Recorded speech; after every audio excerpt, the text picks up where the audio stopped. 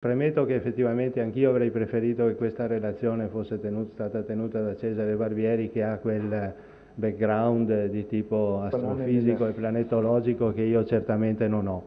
Comunque, proprio grazie alle informazioni che Cesare mi ha fornito, cercherò di fare del mio meglio. Allora,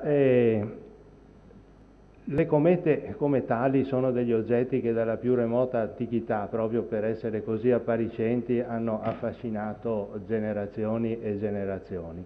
Oggi hanno un'importanza che non è certamente soltanto quella di essere delle cose belle da vedere, ma hanno un'importanza che risiede soprattutto nel fatto che sono degli oggetti molto antichi nel sistema solare e portano in sé la memoria di tutto quello che è avvenuto sostanzialmente da 4 milioni e mezzo di anni fa. Hanno anche la tipica, diciamo, caratteristica di esporre questo materiale molto antico in occasione dei loro passaggi in prossimità del Sole e quindi consentono di leggere con una certa semplicità anche le informazioni che contengono nel loro interno, cosa che non avviene per altri corpi celesti. Le osservazioni da terra, da che si comincia a farle, ripeto, non soltanto per descrivere le orbite come ha fatto Kepler o come ha fatto Halley, eccetera, eccetera, ma per studiare le caratteristiche delle comete, certamente molte informazioni le hanno fornite. Qui avete uno spettro da terra proprio della cometa su cui adesso si sta concentrando la sonda Rosetta e vedete tutte le informazioni che vengono fornite sugli elementi presenti. Potete notare, non so se c'è un pointer o... Sì, forse sì. Vabbè, puoi comunque con la... potete osservare anche la presenza, eccolo qui, sì, ecco. la presenza di questo picco di acido cianidrico o cosa del genere che forse vi ricordate nel passaggio della cometa di Halley nel Novecento aveva suscitato anche molte preoccupazioni perché la Terra avrebbe attraversato la coda della cometa, allora c'era un pochino di timore che questo potesse creare dei problemi di tipo sanitario, insomma. Ecco, questo è lo spettro di un'altra cometa, anche qui vedete la quantità di informazioni che si riescono a raccogliere, ma sono informazioni che riguardano sempre la parte esterna della cometa, che è costituita, come tutti sappiamo, da un nucleo, da una chioma e da 2 code addirittura, una di polveri e una di ioni, insomma. Quindi le informazioni che si riescono a acquisire da terra riguardano questi che sono gli elementi che emettono luce, insomma, ma non certamente le cose che stanno dentro il nucleo e che quindi riportano la memoria storica di cui parlavamo poco fa. Ecco, le cose sono cambiate quando l'ESA, con una iniziativa tutto sommato molto pionieristica e molto rischiosa, ancora tra la fine degli anni 70 e l'inizio degli anni 80 ha varato quella che è una delle milestones, come chiama l'ESA, le missioni diciamo più importanti. La missione Giotto, che aveva lo scopo di avvicinarsi così tanto alla cometa, attraversandone la chioma, in maniera da entrare in contatto visuale con il nucleo. Vedete qui appunto a quell'epoca il profilo della missione, vi faccio osservare proprio per il parallelismo che poi faremo con la missione Rosetta, che era una missione abbastanza corta, grosso modo meno di un anno, un percorso relativamente breve e poi l'incontro con la cometa, un flyby come si chiama, cioè un incontro con una velocità di relativa molto, molto sostenuta. Ecco qui lo spacecraft che è stato lanciato a quell'epoca con una massa anche qua di circa mezza tonnellata, come vedete 2 metri di diametro, 1 metro di altezza, poi il resto è sostanzialmente l'antenna e questo cilindro che vedete qui che è lo strumento padovano che ha fatto le immagini, ha raccolto le immagini del nucleo. È uno strumento diciamo che è costituito sostanzialmente da un piccolo telescopio e lo cito perché effettivamente anche il contributo padovano a Rosetta ha riguardato questo tipo di attività, questo tipo di strumento. Potete anche osservare qui davanti i 2 schermi purtroppo si vede, non si vede, eccoli qua, questi due schermi, uno qui e uno qui, che avevano lo scopo di sostanzialmente consentire di ricevere le polveri cometarie con una velocità estremamente elevata, la vedete qua, 68 km al secondo, che sono sostanzialmente, anche se sono polveri di massa piccolissima, hanno una capacità di penetrazione come dei proiettili. Infatti quel doppio scudo era stato, diciamo, progettato e testato nella stessa facility della NATO dove si provavano gli scudi a quella volta, ricordo, dei carri armati Leopard, perché la fisica, la logica è sostanzialmente la medesima. Ecco, questa è la storica immagine del nucleo della cometa, vedete il 14 marzo 86 è la data che viene ricordata. La distanza minima comunque non è poca cosa, 596 km in confronto a quello che sta facendo Rosetta, vedrete che è una distanza considerevole. Questa è l'ultima immagine, ovviamente c'è tutta una sequenza che non vi faccio vedere, questa è l'ultima immagine raccolta dalla camera padovana, la Halley Multicolor Camera, ed è l'ultima perché a un certo punto probabilmente un grano di polvere di massa superiore a quella che ci si poteva, diciamo che poteva resistere, a cui poteva resistere lo scudo, ha colpito l'elettronica dello strumento che si è immediatamente oscurato. Comunque è stata una missione coronata da completo successo, la sonda è sopravvissuta al passaggio nel suo complesso, è sopravvissuta al passaggio, tant'è vero che ha continuato a funzionare per anni, pur cieca perché la camera ormai non funzionava più, e ha avvicinato un'altra cometa successivamente. Ecco, il successo di questa missione ha dato il via a un altro, diciamo così, insieme di missioni verso le comete che vedete elencate qui. Queste sono tutte le missioni che sono state pianificate ed attuate prima della missione Rosetta, e da qui in poi per il momento, ecco, vi preannuncio subito, in questo momento non ce ne sono preannunciate altre, anche se c'è un'interessante proposta proprio di Cesare Barbieri, di cui magari vi parlerò alla fine. Ecco, qui è anche indicato la seconda cometa Grigg-Skillerup, che è stata avvicinata a 200 km dalla sonda Giotto, che effettivamente ha fatto i rilievi con gli altri strumenti che aveva a bordo, ma poi non con le immagini visuali. La missione Rosetta è nata nel 1994, se ne parlava anche un po' prima, ma tutto sommato come data di inizio effettivo delle attività anche per noi di Padova, ricordo proprio un incontro ad Asiago in quella data. E il nome nasce semplicemente dal fatto che così come la stele di Rosetta ha aperto il mondo della conoscenza verso la storia dell'Egitto, così si spera, in effetti siamo sempre fiduciosi, che questo possa costituire una finestra verso la storia del nostro sistema solare. Qui vedete la stele, appunto il British Museum, e una pagina del diario di Champollion dove tentava un pochino di ricostruire il geroglifico. Bene, il profilo di missione è estremamente più ambizioso di quello che abbiamo visto prima. Come vedete la sonda è nata per fare 4 giri intorno al Sole e dopo agganciarsi, seguire l'orbita della cometa che vedete indicata qui, fino ad arrivare a quella che è sostanzialmente la posizione attuale, anche un po' più avanti di questo che vedete qui, ed è eccola qua, adesso in questo momento è in una posizione che è pressappoco vicina all'orbita di Marte, qui, ecco. C'è un particolare però su cui volevo richiamare la vostra attenzione, che la cometa che era stata, diciamo così, scelta per fare questo tipo di missione non è la cometa attuale.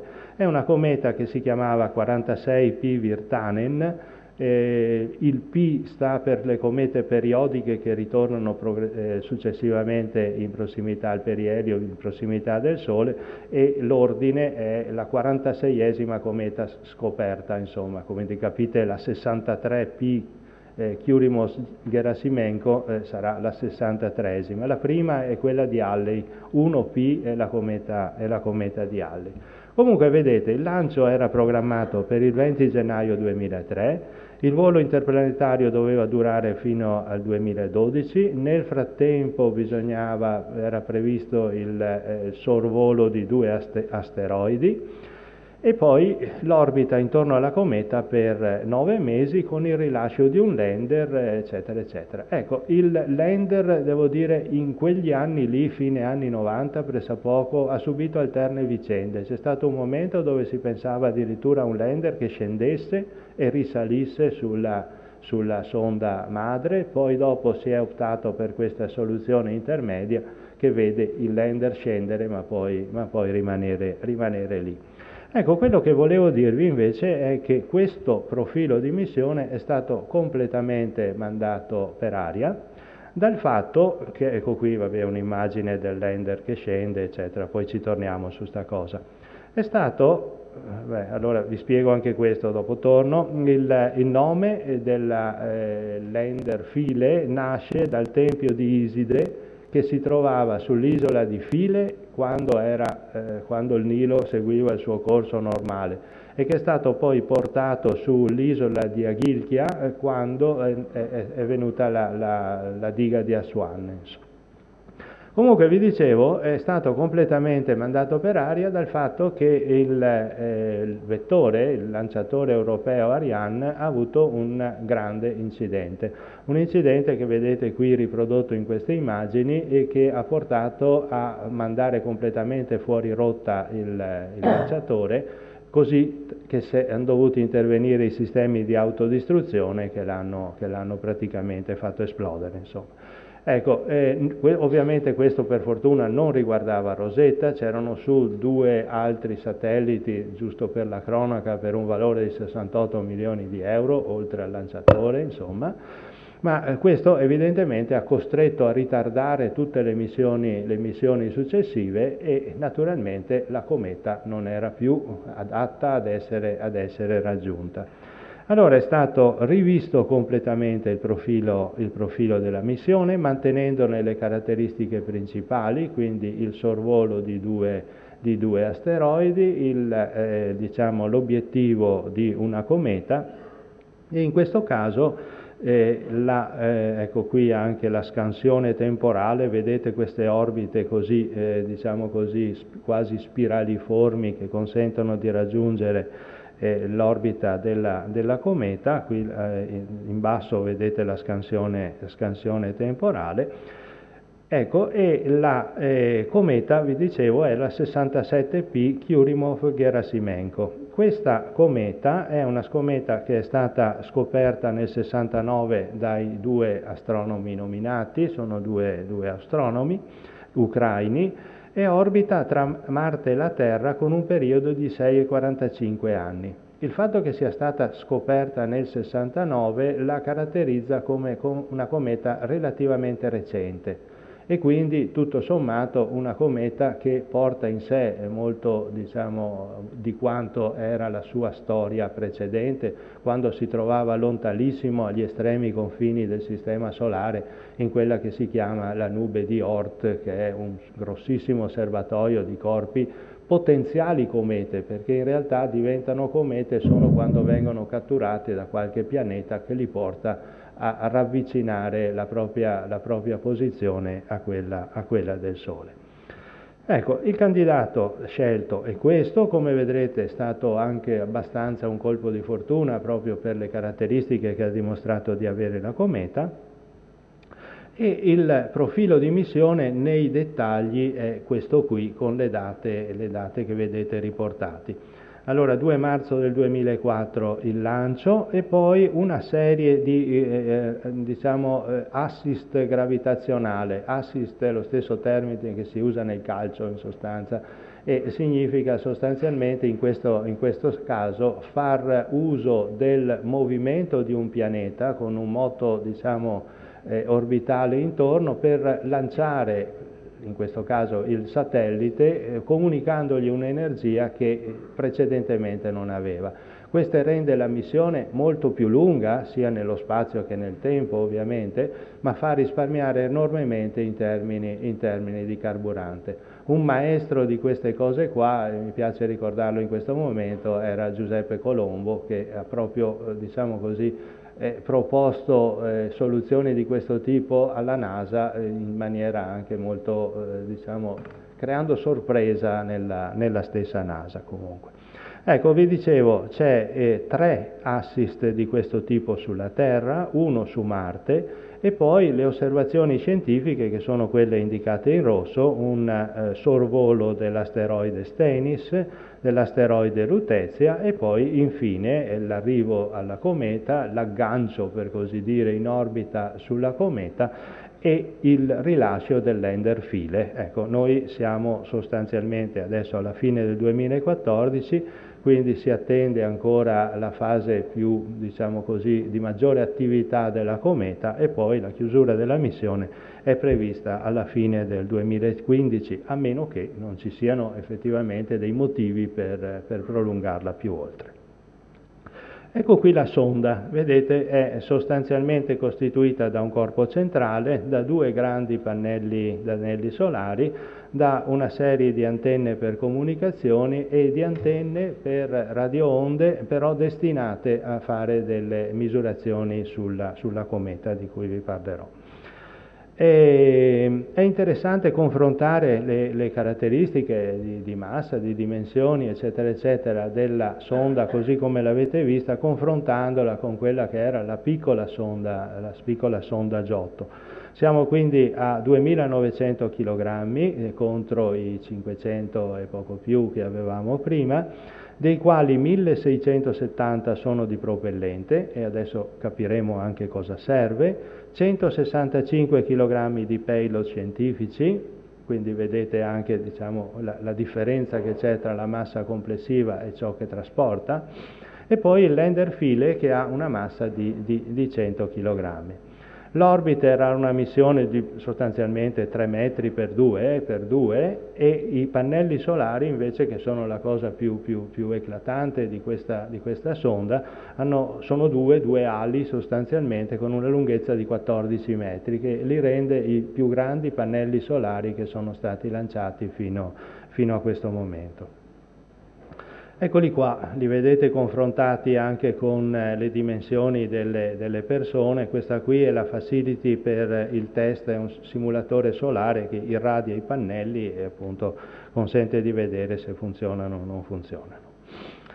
Allora, sull'orbiter, dicevo, ci sono un certo numero di strumenti e vedete quelli che sono elencati qui, con delle funzioni che adesso vedremo. Ecco, mi premeva osservare i 3 che hanno il contributo italiano più significativo. Sono Giada, che si occupa di misurare sostanzialmente le polveri della cometa, di fare rilevazioni sulla cometa, Osiris, che è il sistema di imaging a cui ha contribuito Padova, e Virtis, che è lo strumento che invece fa uno spettrometro che fa una mappatura dell'oggetto, insomma, della cometa in questo caso, e che è uno strumento che comunque è stato montato anche su un'altra missione spaziale, Venus Express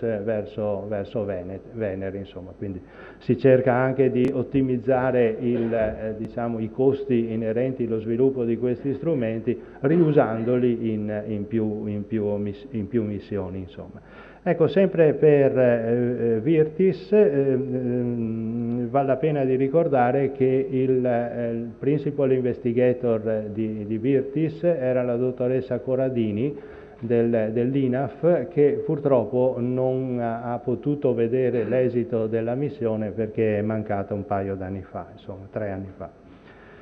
E la collocazione degli strumenti è quella che vedete qui, vedete in questa posizione qui il lander file che è destinato a staccarsi. In questa posizione qui, accidenti sì.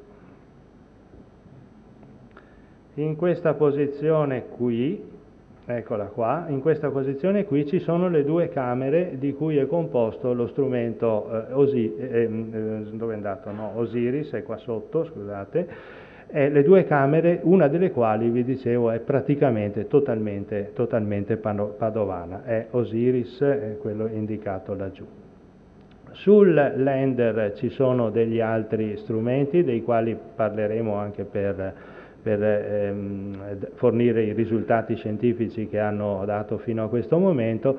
Qui di italiano c'è soltanto SD2. SD2 è un sistema costituito da una piccola trivella che è destinata a raccogliere dei campioni di materiale solido del suolo della cometa, portarli in un forno, riscaldarli e analizzare i gas. Ecco, la trivella è la parte italiana, precisamente del Politecnico di Milano.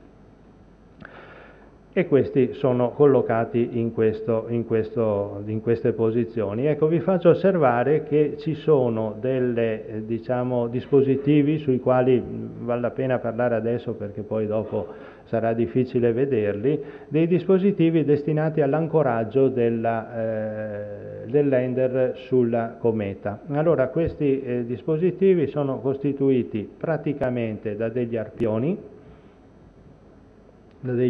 che vengono lanciati verso in basso, e da queste piccole trivelle che in realtà sono parte dello strumento Sesame, che è destinato ad analizzare temperatura, composizione, eccetera, eccetera, in una profondità di circa 20 cm nel suolo della cometa. Oltre a questo, lo dico adesso perché poi non ci sarà il modo, dicevo, oltre adesso qui sopra, non è uno strumento ma è un dispositivo che era importante, c'era un razzo sostanzialmente costituito in maniera molto semplice da un serbatoio pieno di azoto con un ugello, in modo da creare una spinta che è destinata a ancorare ancora di più il lander sulla cometa e da consentire agli elementi di aggancio di operare, agli arpioni, eccetera, eccetera. Ecco, tutto questo probabilmente non ha funzionato, ma su questo torneremo tra un attimo. Ecco, le funzioni degli strumenti sia sul lander che la sonda madre, diciamo così, l'orbiter come si chiama, sono riassunti in questa diapositiva qui fornita dall'ESA. Quindi vedete ci sono degli strumenti destinati all'imaging, cioè alla raccolta di immagini in un amplissimo campo di lunghezze d'onda. Poi ci sono degli analizzatori di gas e di particelle, spettroscopi sostanzialmente, analizzatori della struttura e della distribuzione microscopica delle particelle medesime, poi esperimenti nel campo del plasma, imaging durante la discesa, analisi del plasma e delle particelle sulla cometa, analisi della sottosuperficie della cometa, tra cui vedete lo Sesame che vi facevo osservare un attimo fa. Insomma. Ecco, qui in mezzo c'è qualcosa che vale la pena di osservare, cioè il fatto che analizzando un ampio campo del spettro elettromagnetico si può utilizzare anche il campo delle onde radio e delle microonde, e questo, diciamo così, aveva l'ambizione di fare una vera e propria tomografia del nucleo della cometa, cioè scansiolandola su diversi piani, con, diciamo, in questo caso onde radio, e in teoria sfruttando anche il fatto che la sorgente delle onde radio poteva essere collocata sul lander con l'orbiter dall'altra parte e quindi facendo immagini anche in trasparenza e non soltanto in riflessione. Insomma, questo per darvi comunque l'idea un pochino della complessità e anche dell'ambizione della missione. Questi sono gli strumenti collocati sull'orbiter, scusate. Ecco, come vedete, questo è il tipico aspetto di uno spacecraft, insomma. Ecco, mia moglie diceva se per caso questi qua non potevano assomigliare a dei sacchetti delle immondizie, ma non lo sono proprio. Ecco, Osiris, lo strumento padovano, è collocato in questa posizione qua, qui e qui. E siccome appunto moltissimi dei risultati finora raccolti sono risultati che sono stati resi possibili da questi strumenti, vale la pena, anche perché in effetti è lo strumento padovano, parlarne un momentino più in dettaglio. Allora, è costituito da due telescopi, da due camere, una a stretto angolo di vista e una ad ampio angolo di vista. Quello padovano è questo qua sotto, la WAC, che è stata progettata e realizzata quasi completamente presso i laboratori del CISAS dell'Università di Padova, insomma. E sono due strumenti che, ripeto, sono praticamente dei piccoli telescopi con delle caratteristiche che, giusto per darvi un'idea, se avete un minimo di pratica di fotografia in sostanza, sono costituiti da un zoom non spintissimo, che è la WAC, con una lunghezza focale di circa 135 mm, e invece da uno zoom molto più spinto, con una lunghezza focale di 750 mm, che è la NAC. E questo per darvi l'idea, perché in realtà le caratteristiche dello strumento dipendono dalla dimensione del sensore, cioè la cosa è un po' complicata, ma giusto comunque per darvi l'ordine di grandezza praticamente.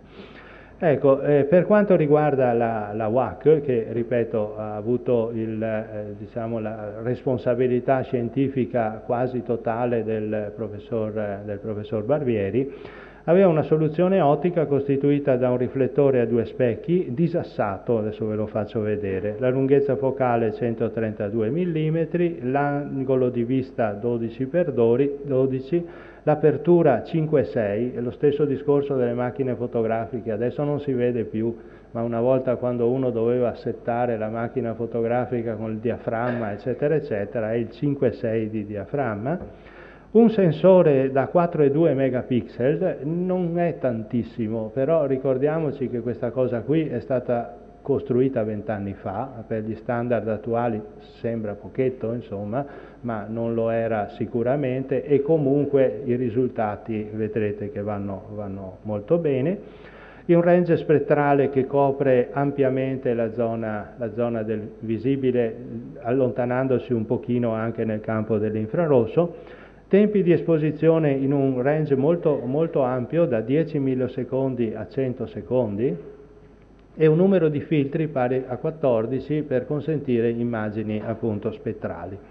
Dopodiché c'è il discorso dell'attenuazione della stray light, che è il tema di cui mi sono occupato io, che significa sostanzialmente precludere la possibilità che sorgenti di luce che non sono normalmente nel campo di vista possano in qualche maniera velare, annebbiare l'immagine. Questo diciamo, è una cosa standard che si fa anche nelle macchine fotografiche normali, insomma, con il paraluce che uno mette davanti.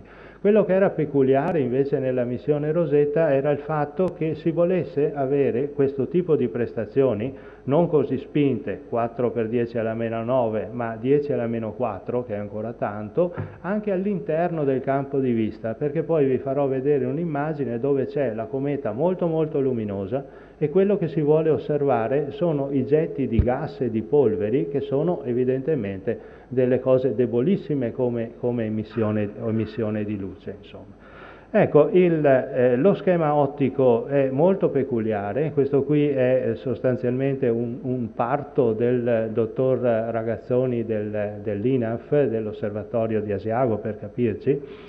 Ed è molto strano perché vedete è un pezzo di un telescopio normale, un pezzo di un telescopio normale, un Newton normale, noi l'abbiamo con uno specchio primario molto grande, uno specchio secondario sopra e dei fasci di luce che fanno un percorso sostanzialmente così. Questo qui ne taglia via un grosso pezzo perché sostanzialmente prende una fascia che giunge così, viene riflessa verso il secondario e poi se ne va verso il sensore, il CCD, che è collocato in questa posizione. Quindi è un terzo praticamente del telescopio nel suo complesso. Le prestazioni vengono mantenute molto buone, la massa è considerevolmente meno e nello spazio voi sapete che la massa ha un'importanza notevolissima. Questi sono gli specchi costruiti dalle allora Officine Galileo di Firenze e si può anche notare che sono specchi abbastanza piccoli, non molto dissimili dalle dimensioni delle lenti del primo telescopio di Galileo, giusto per dare un'idea. Questo è il sistema paraluce che è stato poi realizzato, quindi sostanzialmente degli elementi che consentono di fare così tante riflessioni alla luce che non si vuole focalizzare che vengono attenuati dalle caratteristiche dei materiali che sono molto, molto assorbenti. Questa è la ruota portafiltri, è l'unica parte importante della UAC che non è padovana, è di costruzione e progettazione spagnola.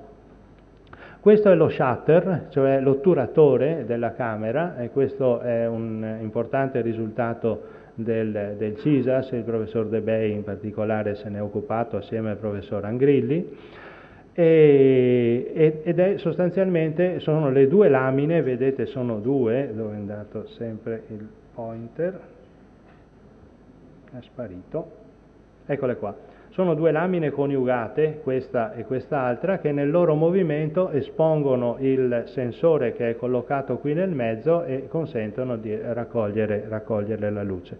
L'importanza è la stabilità del movimento ed è il fatto che si vogliono raggiungere tempi di 10 millisecondi, che sono effettivamente niente. Questa è l'integrazione della camera. Quindi qui, ripeto, anche il professor Angrilli, che allora era direttore del CISAS, è stato fortemente coinvolto nella parte di integrazione. Questa è la camera nel suo complesso. Vedete qui la presenza di un coperchio che chiude la camera per evitare che ci siano deposizioni di polveri e di altre cose quando non è necessario raccogliere immagini. È sempre molto pericoloso avere un oggetto che si interpone, tant'è vero che è dotato anche di una piccola carica esplosiva che lo fa saltare via nel caso si bloccasse, insomma. E questo è il momento in cui viene montato. Ecco, avete qui un'idea di come si svolgono le operazioni di montaggio, qui un po' acrobaticamente l'operatore viene messo nelle condizioni di montare lo strumento. Il lancio, 2 marzo del 2004, questa volta per fortuna è andato tutto bene, il lanciatore è l'Ariane 5, una delle varie versioni del lanciatore europeo.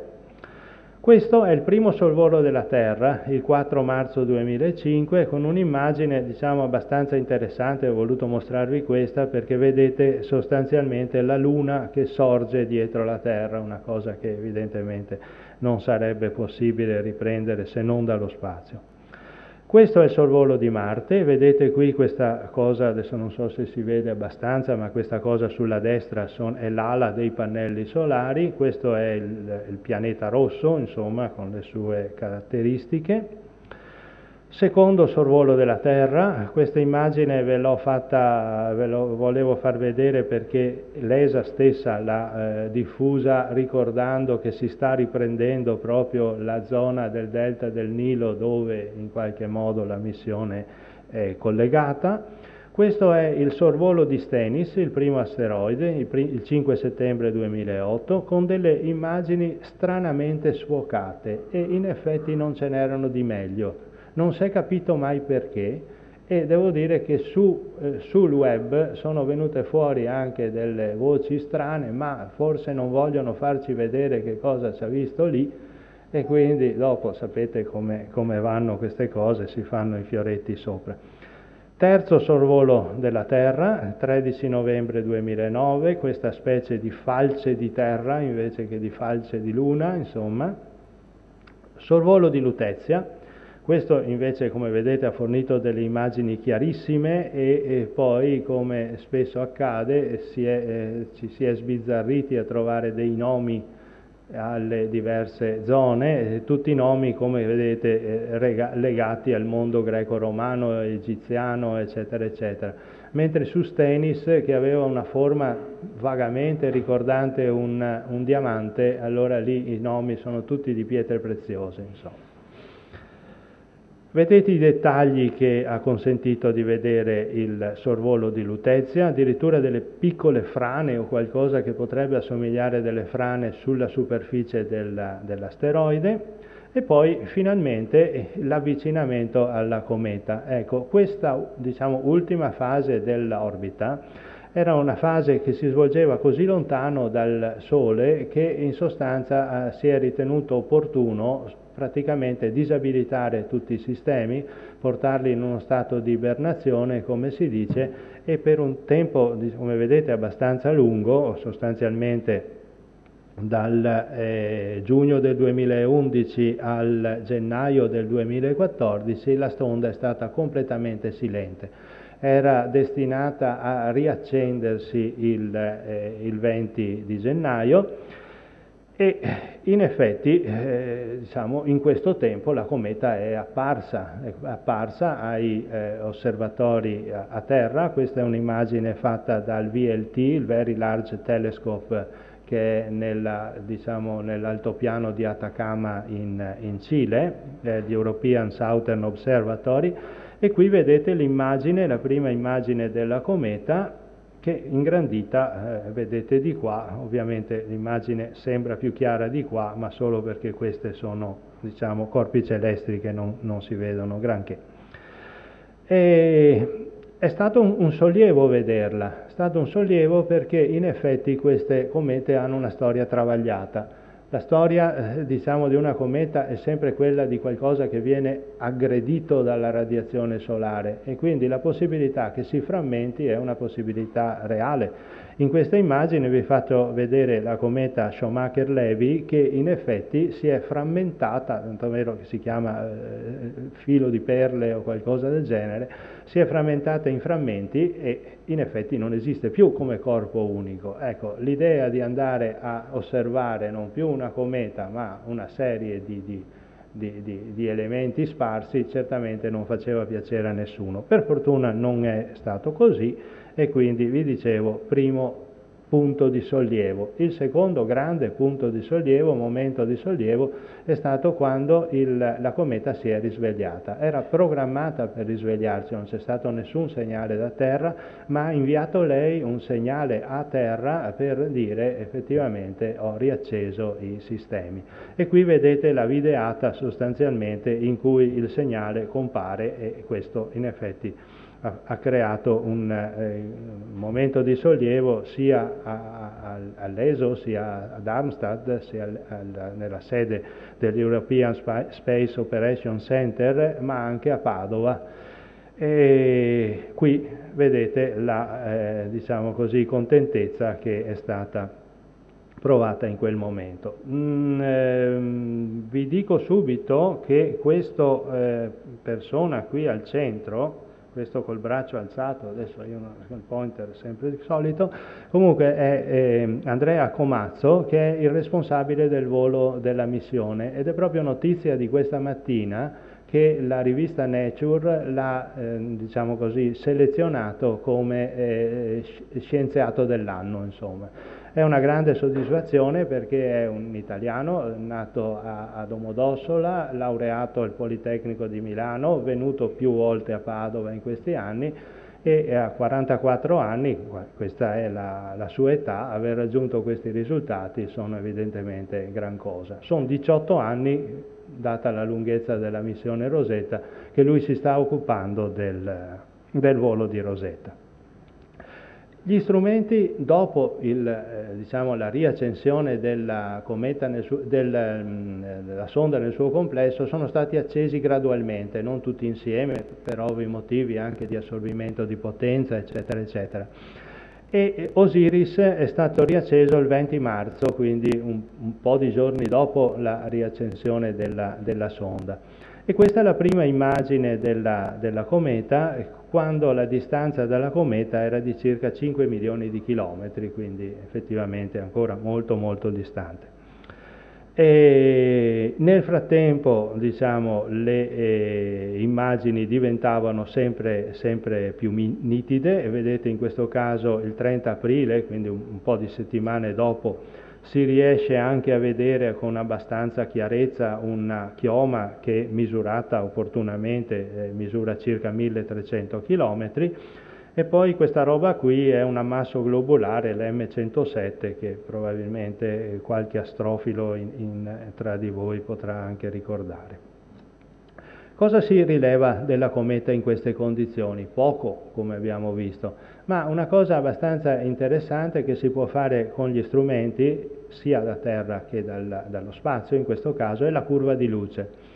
E la curva di luce, come potete vedere, nei diversi giorni si mantiene abbastanza costante, ma variabile. Vuol dire che l'intensità non è costante nell'arco del tempo. E questo evidentemente denota una, diciamo, rotazione da parte della cometa e dà l'idea, se possibile, ricostruire qualcosa che fornisca informazioni sulla forma di ciò che lo emette, in questo caso il nucleo.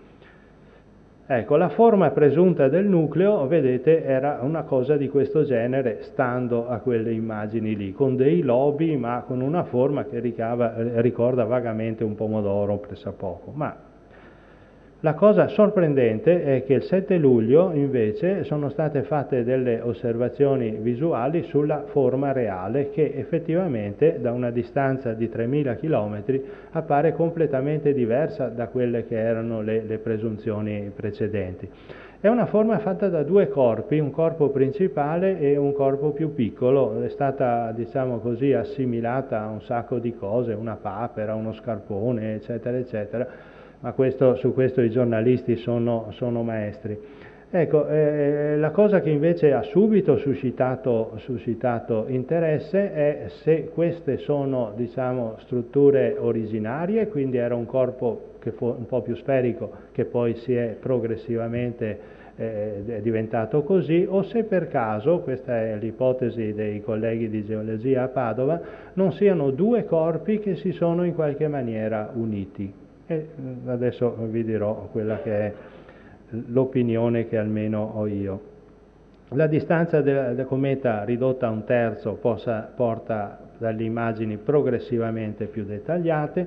A un certo punto sono state fatte delle misure piuttosto precise anche delle dimensioni del nucleo. Vedete, sono dimensioni sull'ordine di qualche chilometro, che comunque mantengono questo doppio corpo, il primo di circa, vi dicevo, 4 km per 2 e il secondo di 2 km per 2, grosso modo, molto grosso modo.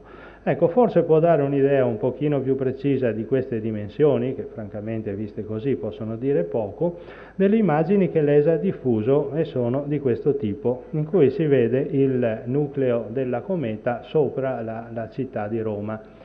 Ecco, è un'immagine che almeno a me risulta vagamente inquietante, e allora l'ESA, per far condicio, ha fatto la stessa immagine ponendola su Parigi, su Londra e su New York, e così almeno tutti si preoccupano allo stesso modo. Ecco, le proprietà ottiche in questo caso, ripeto, diventa possibile riassumere, rilevarle con precisione. Diciamo, è una cometa molto scura, è una cometa praticamente del colore dell'asfalto, praticamente, quindi estremamente scura, con dei dettagli morfologici che sono resi molto evidenti dall'imaging di cui parlavamo. I valori di riflettanza, vedete qui, sono minori del 5%, quindi, ripeto, proprio scuro come dicevamo adesso. E infine l'elemento, diciamo, che ha portato la missione nella sua fase finale è il raggiungimento dell'orbita intorno alla cometa. Ecco, qui va fatta una precisazione perché anche i giornali non sono stati tanto precisi. Non è una vera orbita, non è come porsi in orbita intorno alla Terra o intorno a un altro pianeta. La massa è estremamente piccola e quindi non è in grado di trattenere significativamente in orbita lo spacecraft. In sostanza è una successione di manovre, ecco perché c'è così tanto combustibile a bordo, è una successione di manovre che fanno muovere la sonda intorno alla cometa. Ecco, getti di gas e di polveri dalla zona più erosa vengono da lì, quindi ripeto, l'idea che almeno mi sono fatto io in questo momento è che sia una caratteristica che li porta a consumarsi, tra virgolette, più rapidamente del resto della cometa, e qui e nell'immagine successiva ci sono proprio le caratteristiche per le quali è stata progettata la WAC in modo da consentire di rilevare immagini di oggetti poco luminosi in presenza di uno sfondo luminoso. Ecco qui il nucleo molto luminoso e ciò nonostante l'immagine del nucleo l'immagine dei getti di polvere, dei geyser eccetera eccetera resta evidente. Le immagini che si riprendono ricordano vagamente le nostre montagne, ricordano vagamente le Dolomiti, sono dettagli effettivamente molto fini. Si rilevano strutture geologiche di cui non c'era assolutamente nessuna ipotesi, sono le Questas, sono quelle strutture in cui c'è una banca rocciosa che si solleva esponendo una parte all'esterno, si ritrovano in varie posizioni sulla crosta terrestre, ebbene ci sono anche sulla cometa, e si vedono anche massi e probabilmente degli smottamenti di polveri, quindi vedete il dettaglio. Le dimensioni di questi massi, per darvi un'idea, sono sull'ordine di 200 metri, quindi sono effettivamente oggetti piccolini. E anche qui è stato, diciamo, lo sfizio di dare dei nomi, un modo per appropriarsi dell'oggetto, dicono, e quindi anche qui sono stati messi dei nomi. Qui devo dire, chissà che fine fanno questi siti qui nel momento in cui la cometa comincia a eruttare gas e polveri, quindi chissà cosa resta dopo il perielio di tutta questa nomenclatura egizia che è stata messa in campo. Sono state fatte misure del campo gravitazionale e questo evidentemente è di estrema importanza perché consente di dare un'idea della densità media della cometa, che è meno di metà della densità dell'acqua. Quindi la cometa galleggerebbe sul mare, per capirci, e è la densità della pietra pomice, grosso modo, per capirsi. Ecco, adesso volevo farvi vedere proprio cosa si vede da terra nello stesso momento in cui la sonda rilevava quelle immagini. Un'immagine bella, sicuramente fatta con uno dei migliori telescopi di cui disponiamo oggi, ma è un'immagine che nulla direbbe di quello che stiamo vedendo viceversa dalla sonda. Però è anche vero che vediamo qualcos'altro, perché qui vediamo la chioma e la coda che in effetti la sonda non vede perché sta dentro, insomma. Ecco che allora le cose vanno effettivamente combinate. Questo è il famoso selfie di Rosetta, che è sostanzialmente la ripresa dell'orbiter, in particolare qui dei sistemi di pannelli solari da parte delle camere poste, delle webcam, diciamo così, poste su file.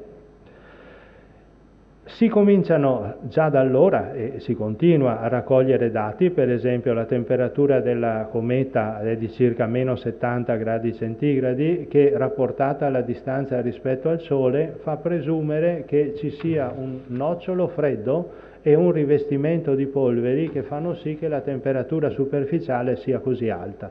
Non sarebbe così alta se fosse un puro strato di roccia o di ghiaccio o di cose di questo genere. Lo spettrometro Virtis raccoglie dati sulle emissioni di vapor d'acqua e di anidride carbonica. Giada, che è lo strumento destinato a studiare le polveri, raccoglie informazioni sulla dimensione e la velocità delle polveri. Sono informazioni che a noi diciamo di WAC interessano particolarmente, perché c'è il forte timore che a un certo punto, in questo caso, il sistema di imaging vada in tilt, non per impatti, ma semplicemente perché si depositano polveri sulle ottiche. È un po' come a casa, nessuno va lì a spolverare e il sistema a un certo punto viene compromesso. Ci sono dati raccolti dall'altro strumento COSIMA, che sempre riguarda le polveri ma riguarda la composizione mineralogica. Qui vedete un grano di polvere con sodio e magnesio, quindi sostanzialmente cose che, ripeto, ricordano abbastanza le nostre rocce. Sempre COSIMA raccoglie informazioni su un sacco di altri gas, anidride carbonica, acqua, CO, ammoniaca, metano, formaldeide, eccetera, eccetera. Tutti dati tutte sostanze che tutto sommato erano quelle che in fondo si vedevano anche con le indagini a terra. Non ci sono state grosse sorprese da questo punto di vista. E invece un'interessante informazione è stato il rapporto deuterio-idrogeno. Sapete che una delle ipotesi che andavano fino a ieri l'altro, insomma, per la maggiore, è che l'acqua sulla Terra fosse stata portata dalle comete. Quindi questa indagine aveva proprio l'obiettivo di dire: andiamo a vedere che tipo di acqua c'è sulla cometa, andiamo a vedere se è quella che noi ci ritroviamo negli oceani. Allora, in questa immagine, che spero si riesca a vedere qualcosa, insomma, comunque riporta il rapporto tra deuterio e idrogeno che abbiamo nell'acqua terrestre. Vabbè. Lo vedete lì scritto a sinistra Earth, no? E invece dall'altro estremo in giallo avete il rapporto che caratterizza l'acqua della cometa. Non è la stessa, quindi con ogni probabilità almeno questo tipo di comete, perché non è detto che tutte le comete siano uguali, non hanno niente a che fare con l'acqua della Terra. Ci sono altri candidati, vedete per esempio quelle caratteristiche lì della famiglia delle comete gioviane, forse sono un po' più adatte a spiegare e hanno innescato proprio questa ipotesi. E c'è stato anche dei rilievi fatti dallo strumento Ptolemy, che è destinato a dare informazioni sui gas, insomma, e qui vedete come molecole organiche, acqua naturalmente nei vari giorni, eccetera, e qui i giornalisti si sono un po' sbizzarriti dicendo che la cometa in fondo è un oggetto un po' puzzolente, perché se annusassimo questi gas qui effettivamente forse non ne avremo una cosa gradevolissima, insomma.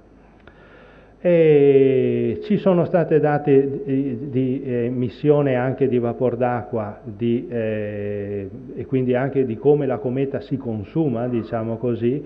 Erano 300 millilitri al secondo in giugno, che sono diventati 1000 da agosto a ottobre, e adesso però si tratterà di vedere che cosa succede mano a mano che ci si avvicina al Sole. La temperatura dello strato immediatamente sotto la superficie è molto più freddo, come dicevamo, dello strato superficiale sopra le polveri, si va da 30 a 160 Kelvin, e incrociando le informazioni proprio con i dati forniti da Virtis sulla superficie si arriva a dare quell'informazione probabile di polveri. Ecco, questo è stato un messaggio non tranquillizzante, perché sulle polveri i sistemi di ancoraggio effettivamente si sapeva che avrebbero avuto difficoltà, e infatti le hanno incontrati per il lander.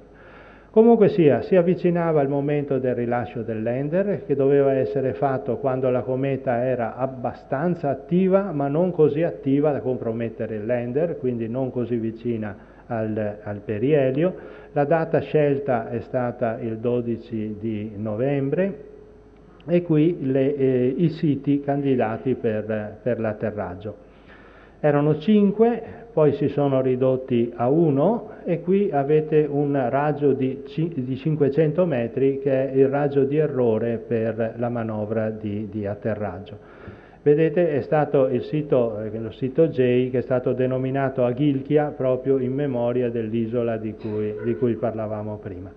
Ecco, la manovra di sgancio, di rilascio, è una manovra che ricorda molto vagamente quello che succede per i bombardieri in picchiata, gli Stuka per esempio, che avevano una cabrata subito dopo il rilascio della bomba in quel caso. Ecco, qui non si trattava certamente di una bomba, ma la manovra era pressappoco la stessa. Vedete quanti diciamo, movimenti questo ha comportato, quindi quanti cambi di orbita, quante accensioni dei motori, e teniamo conto che tutto questo doveva essere programmato in anticipo, perché forse ci dimentichiamo che la distanza della cometa dalla Terra in questo momento, 5 milioni di chilometri, 500 milioni di chilometri, porta ad un tempo di viaggio, diciamo, dei segnali radio di circa 30 minuti, 26 minuti pressappoco. E quindi è evidente che non si può operare come fa il pilota dell'aereo, qui si trattava di programmare tutto per tempo, e in questo in effetti è stato determinante l'apporto di Andrea Comazzo, di cui parlavamo poc'anzi. Il lander comunque si allontana dall'orbiter, qui avete un paio di immagini del lander mano a mano che scende. Questa sicuramente sulla sinistra molto nitida, quella sulla destra in realtà oscurata dalla presenza di polveri, questi diciamo segnetti sono le polveri sull'immagine. E il lander è dotato di camere autonome e quindi poteva monitorare la sua discesa. Qui avete un'altezza da 3000 metri, questa un'altezza da 40 metri e poi arriva sulla cometa. Qui purtroppo, come dicevamo, proprio per la probabile presenza o di uno strato estremamente duro o di uno strato estremamente soffice, ma i sistemi di ancoraggio non hanno funzionato. In aggiunta, per sopramercato, c'è stata anche la diciamo così, impossibilità di azionare quel razzetto che vi dicevo che doveva ancorarlo. Fatto sta che rimbalza. Vedete qui la sequenza delle fasi di avvicinamento, vedete alle 15:14, alle 15:19, alle 15:23, è sempre in volo, sempre più vicino alla cometa. Finalmente alle 15:43 c'è la fase diciamo, in cui tocca la cometa. Le due immagini che vedete riportate lì effettivamente dimostrano che in quel posto prima c'era uno terreno abbastanza livellato e poi invece ci sono degli elementi più marcati che denotano l'atterraggio, insomma. Comunque rimbalza e qui nascono i problemi. Nascono i problemi perché subito dopo, alle 15:43, praticamente pochi secondi dopo, il lander viene di nuovo individuato in quell'angolino in alto lassù e viene individuato all'estremità proprio del campo dell'immagine. Quindi si sa certamente che sta rimbalzando, ma da quel momento in poi non si riesce più a individuarlo, né è stato più individuato dalle camere di Rosetta. Con ogni probabilità è finito in un posto certamente piuttosto buio, quindi non facile da rilevare, e certamente piuttosto infossato, e quindi questo ne rende difficile l'individuazione. Ma purtroppo, come sappiamo, questo ha reso purtroppo difficile anche l'alimentazione delle batterie di bordo, che erano destinate a funzionare per alcuni mesi e che viceversa si sono esaurite nell'arco di poche ore.